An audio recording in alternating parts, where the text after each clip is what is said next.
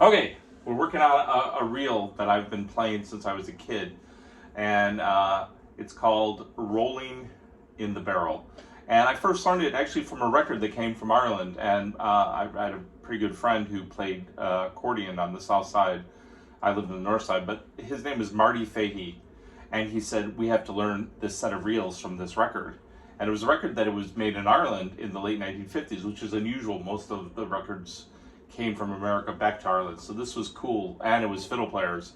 So the two fiddle players were playing in unison. They had grown up together, and their names were P.J. Hayes and Paddy Kenny. And so you sort of know this reel a little bit. So let's just play it together a couple of times, because I know you've been listening to it.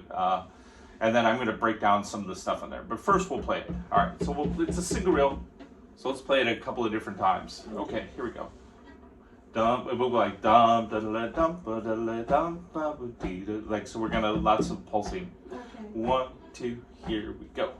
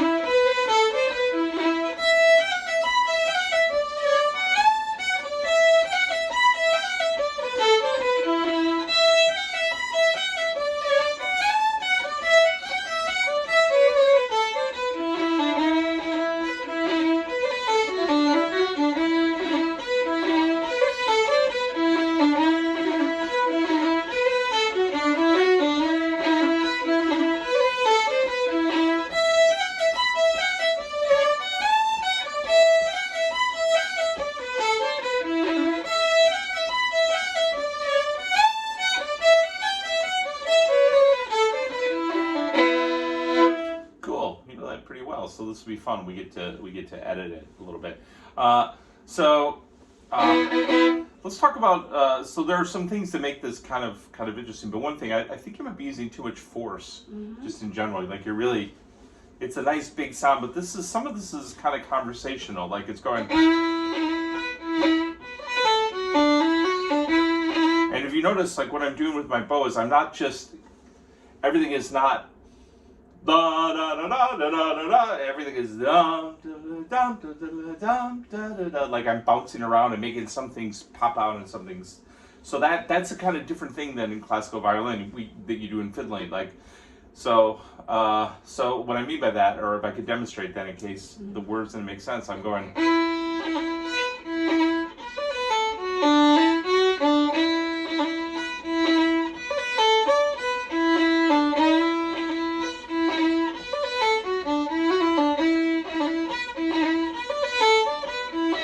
Trying to, I don't know.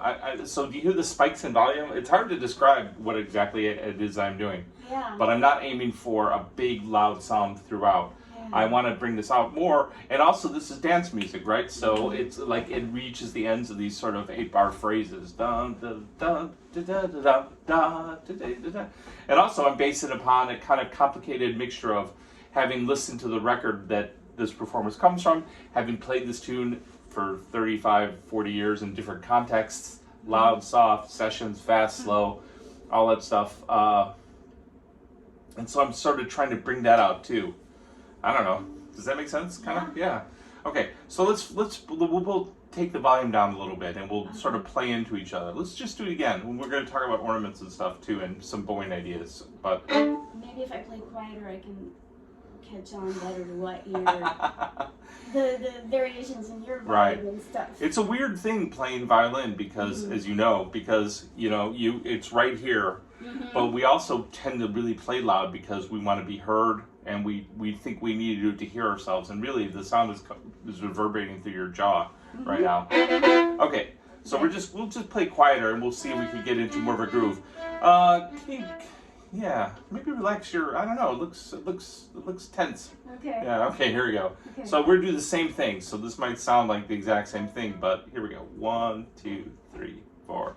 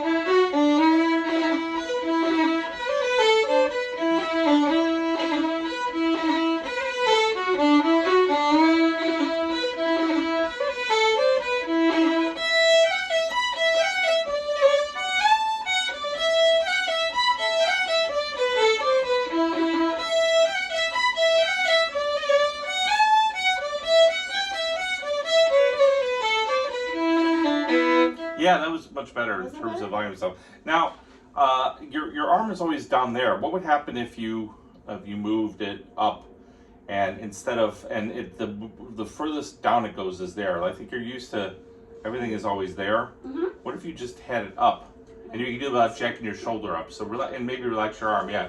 Okay. Yeah. So Okay. yeah, you're sort of up like that. Yeah. All right. As far like in the middle? Yeah, try in the middle. Try. Don't worry about your big, beautiful classical tone. Instead, worry about a different role of the fiddle. Okay. Conversational, vernacular, pulsing. Playing for dancing. Like some of these things aren't as important now. Okay. All right, when you're not playing Mendelssohn Violin Concerto or something. Mm-hmm. Okay, try it. Yeah, just on your own.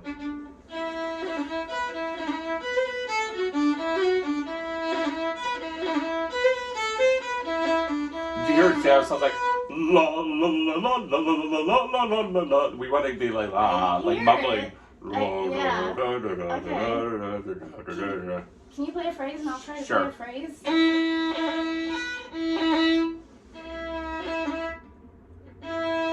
How about if you lift those fingers off the bow and you just use that thing? What would that do? Yeah. Okay. You're like, oh man, this is Okay. terrible. This is the worst thing ever. Nice.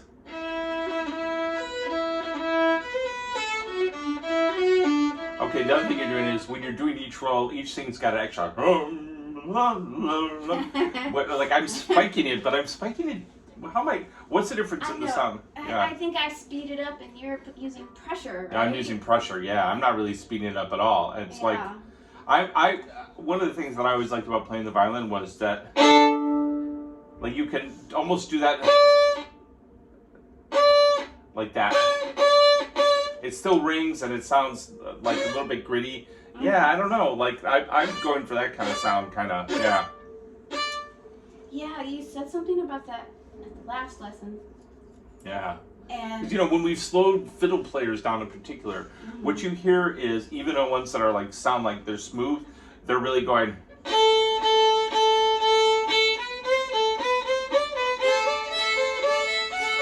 Too much volume. Back the volume down like 50%. Okay.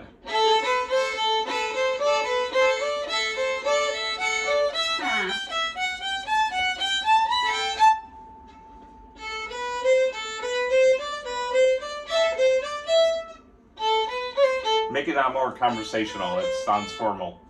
Wow. Like we've got a suit on and we want to take the suit off and take the tie off. Right. That's what I'd like to learn to do. Take the suit off. Okay. But I'm not sure how Well, to just use that translate. finger. Just right. try Okay. changing up the thing instead of it being, yeah.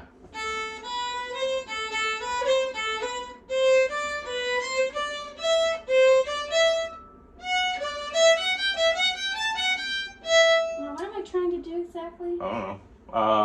Can we play but sure. some phrases? Sorry. All right, so.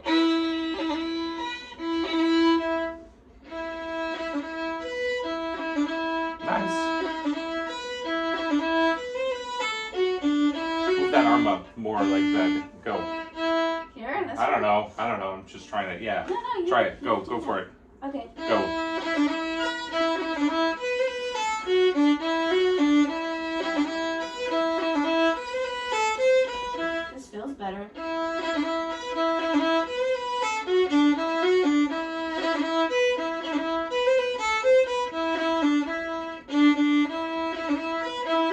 Okay, so the bowing that they actually do, they do something like.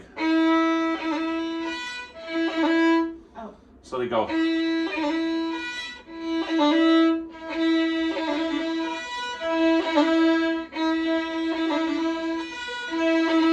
could you do that one Sure. more time? So it's I'm just looking at where I made some notes here. It's a short roll on that E. So if we were to talk really quickly, go back over it's a rolls short- stuff. okay. Okay. So a regular roll, so these don't come from classical tradition at all. Okay. They come from uilleann pipes, and they come from the fact in single hold flutes without keys. And so the fiddle comes late into Ireland, but into Irish stuff. So, and by the time the fiddle players would have immigrated here, so a lot of them could read music, and they were learning tunes from actual music instead of just from ear, from person to person. Mm-hmm. But they still wasn't a fiddle tradition. They weren't playing Bach sonatas back at home. They were just imitating flutes and stuff. So as a result, all these things that we do, these ornaments. So the first one is a roll, and we do. So a long roll would be.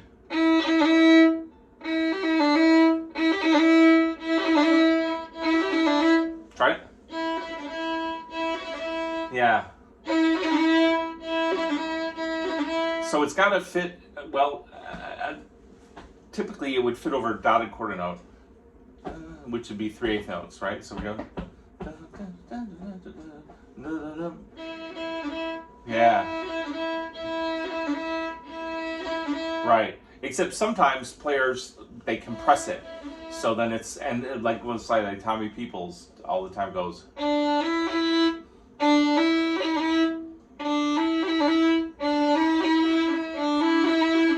So there's all these little gradations, and what it has to happen, it has to be like just tips, and it's just bouncing.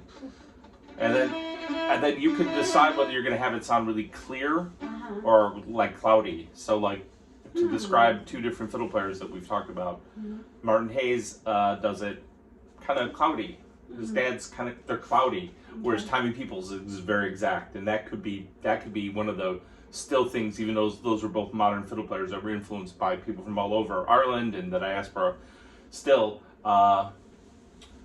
it could be a regional thing because the Donegal fiddle players, where Tommy Peoples is from, are very clear in their rolls. But anyway, the way you practice is out of context, and so we did the long roll and the condensed long roll. Okay. Then the short roll. Do you remember what that one is? Yeah, you start from the top, right? Yeah. So now watch how you're doing that. You say it was, ah. It's like you're startled, like you startled your fingers. Okay, so how like should your I... fingers like, wah, stop. How would you do it differently? Can you I show don't me one know. more time? Here's how I do it. Yeah, you're right. You don't want to come over. Like it's no big deal. Like your hand's saying, no big deal. Yeah, ooh, not bad. Yeah. No, you don't need to replace your bow each time you go down. Right. Okay.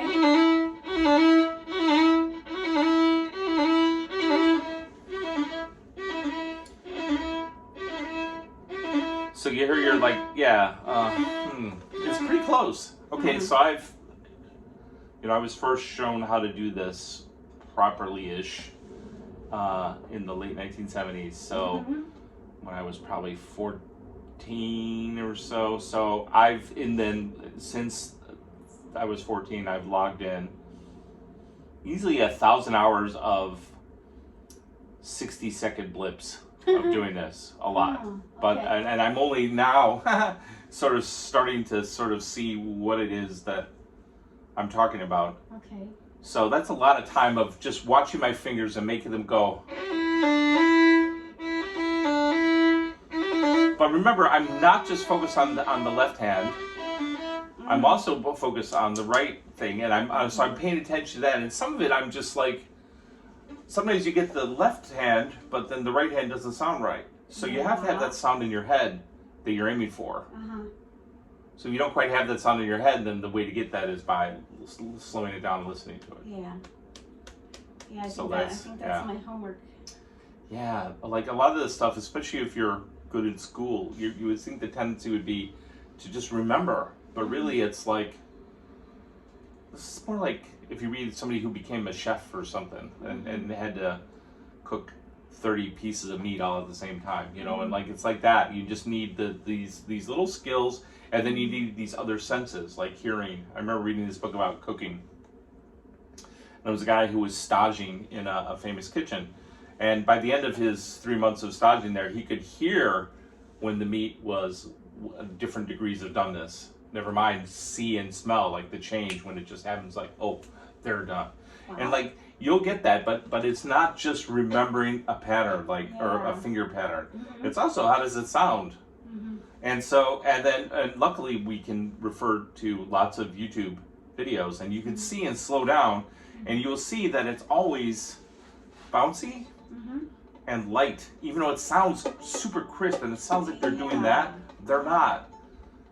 It feels like I have to because it's so muddy otherwise. Yeah. But muddy's okay, remember?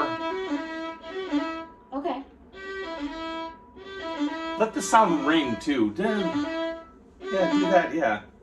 Alright, now you're giving it like a whomp, and you don't need the whomp. Oops. Okay, is that a bow thing I'm doing? Yeah, it's like a, what do they call it in ping pong? You're giving it too much, or billiards, is like you're giving it too much of a, instead of just like pushing it. It's just such a habit. It's a habit. Okay. And it's trained from an early age to do this, and so you can project when you play the Mendelssohn Violin Concerto. So remember, that is a short roll. Yeah. Right. So am I trying? I'm trying not to go womp with my bow. Right. Okay. Right. And so the way I would go about doing this would be when I was actually messing around, I would try it really slow a bunch of times and see what that's like. So that's a long roll. So remember that the short roll starts on the cut, which is the little sound, the grace note, and the top of it, right? And all you're doing is, if you think that, so what we're really talking about are all these building blocks of Irish sounding music, right? And it involves these ornaments, but the real key to it, it seems like it's in your left hand, and you do have to spend a lot of hours doing it with your left hand, but it's going to be in the right hand is how the sound is going to come across. Wow. And so the way I practice it, I just did this, and I still do this, and I even do this like in group classes. I go, and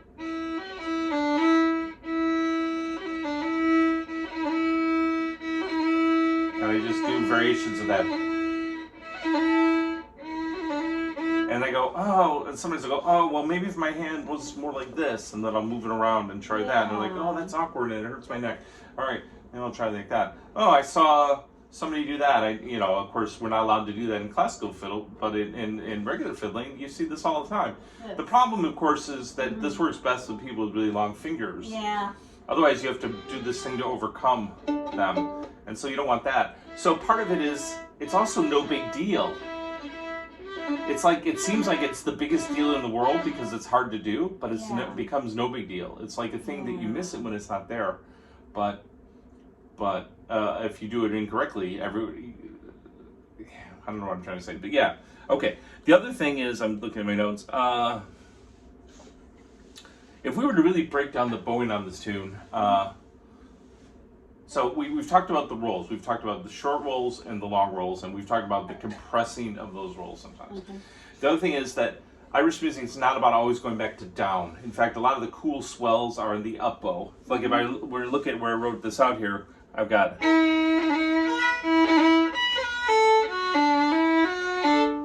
a lot.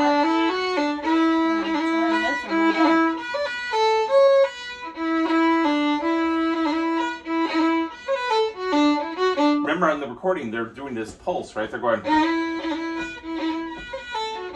I can't even do without looking. In fact, let's, for the second part of this, and we probably can't go super long in this thing, let's try the B part. So the B part, let me play it for you one time. What they do, they go...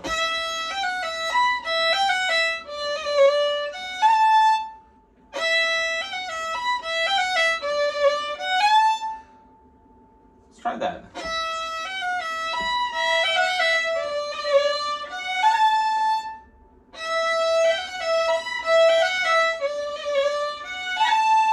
Now I'm going to add on 2 notes on the end of that. So I'm going to go, yeah, I'm going to go, so that was up bow. So this is a counterintuitive. Yeah, isn't that? Now, can you do it with way less bow? Yeah, exactly. Wow. So there's all these kind of counterintuitive bow things. Like we're trained to go from a lower string to an upper string, or from an upper string to lower string, but we're not typically trained to go from a lower string to an upper string by going up. So that's what that is. So the bowing they do is this.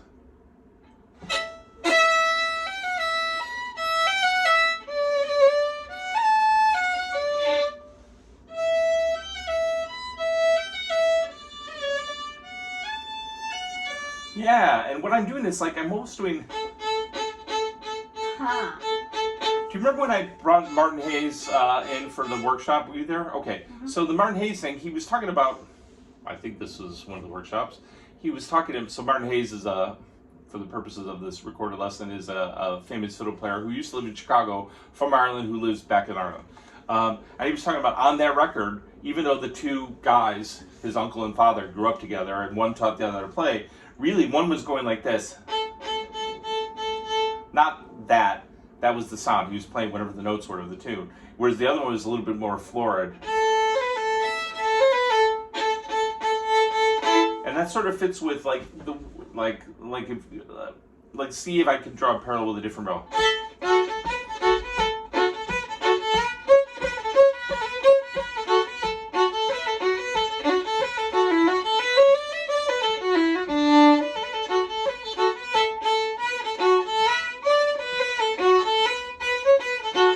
It's like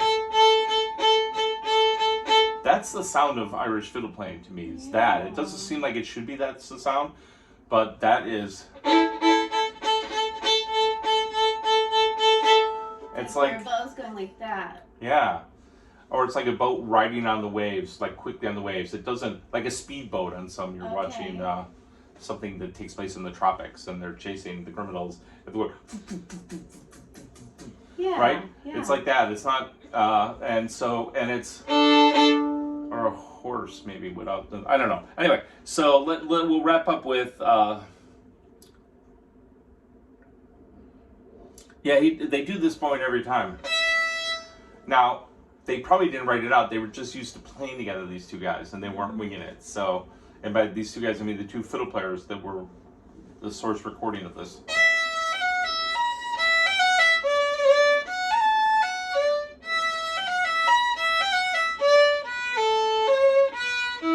Let's do that.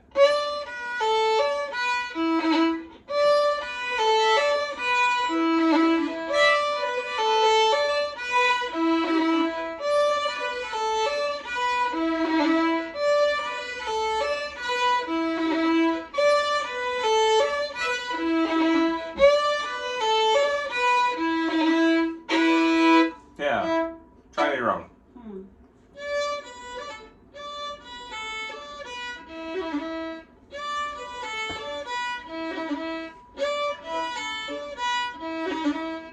Go slower and use less bow. Like pretend like somebody just chopped half your bow off. It still works, but bows are now shorter things. Okay.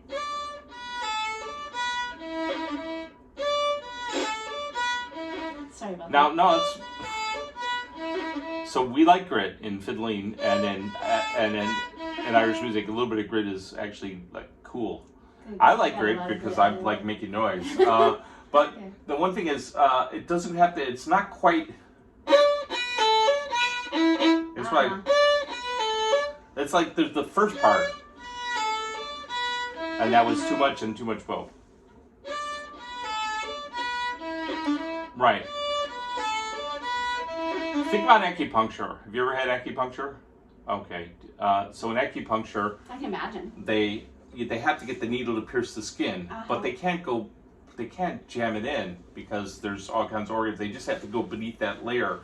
And so it depends on your skin and whether you're hydrated, and there's whether you believe in it, acupuncture or not. Like an acupuncturist, they go tuk, and some are really long needles and some, but the really long needles doesn't mean that they go really deep in there. It has to do with like that they're, and so to get it though, you've got to get past that skin barrier. And some people's skin is tough, and some people's skin is fragile, and so each one it's different, and they have to just be able to tell by doing they do this a lot. So too much, that could actually harm somebody. Too little, you don't even get in there, and then it's like, and so like that's like every bow thing has got a little bit of that. Like we got a little like break the barrier.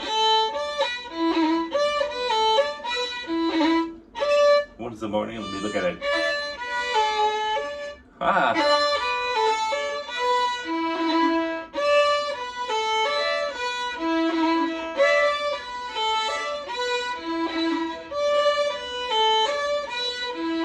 So I would suggest that also you're mainly looking at my left hand, which is what I did for years too, but I think you should be looking at the right hand. You're right. So there's you know her, but there's a famous Chicago Irish-American fiddle player named Liz Carroll. And when I was a teenager, I asked her, you know, I want to play like you, I want to play great. And she said, well, it's all in the bow. Okay. And I'm like, that's ridiculous. Like, how can I be? Because I see her like...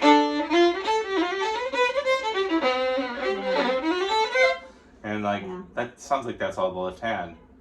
It's counterintuitive, so it's in the bow. Okay. Okay, right, so here, right, so here's your homework.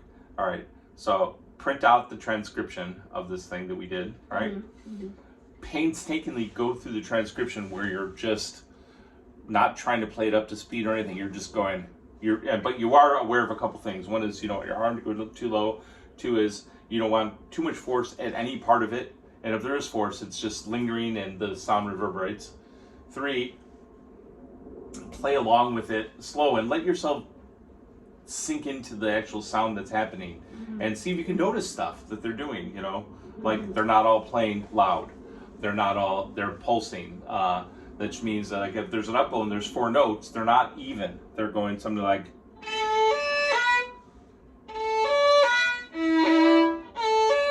and the way you learn that, it's not by a pattern, it's by listening and then absorbing the pattern that those give me. And then, was that 3? Yeah, and the other thing is out of context, practice rolls and stuff. And then when you're sick of that, occasionally look at a YouTube video of a famous Irish fiddle player and see how they do that. Okay. Or watch like a flute player like Matt Malloy and see how he's just bouncing. Or Colonel O'Grada, like they're doing this thing with their fingers. Yeah. But like, so then you think it's all fingery, but really it's not. It's the breath, or in the fiddle player's case, the breath is the bow. Yeah. And the flute player's case, the breath is actually the breath. Yeah. And so the breath is controlling all these other things. Stopping, starting, pushing, releasing, singing along with, Excuse me. Okay. All right. That's probably enough for our lesson. Let's see where we're at.